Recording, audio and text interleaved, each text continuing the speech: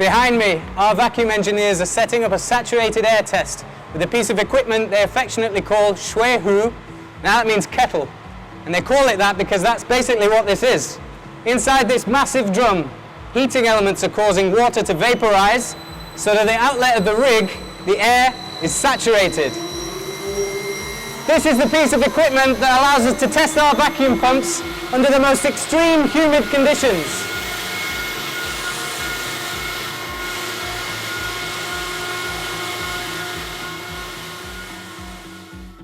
Now, we're going to set up in a slightly quieter environment in the R&D room here in Qingdao. I would love to be able to show you some of the cool developments they're getting up to in here, but alas, a lot of it's top secret.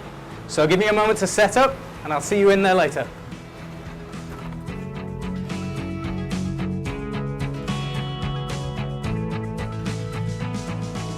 The liquid ring packages assembled here in Qingdao are essential kit for humid applications all over the world. And the reason for that is actually pretty simple. The numbers here represent the percent by volume of water vapor coming off an industrial filter. So in this application, vacuum is used to pull water through a filter cloth to dry a product on the top. And that means that the load that's coming to the vacuum pump is essentially just a mix of dry air and water vapor.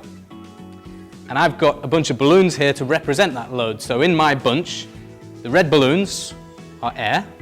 So that's nitrogen, oxygen, the other gases. And the blue balloons represent evaporated water. So that's the water vapor in the load coming to the pump. And it's the job of the pump to take that total load and squeeze it out to atmospheric pressure on the discharge. Now, what makes a liquid ring pump special is that it treats these two balloons differently.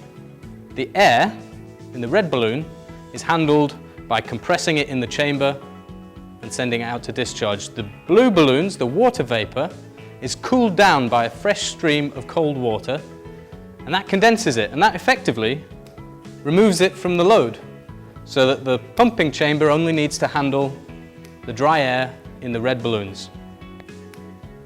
So, by designing our pumps to condense out the water vapor, we end up with a much smaller and easy to handle load.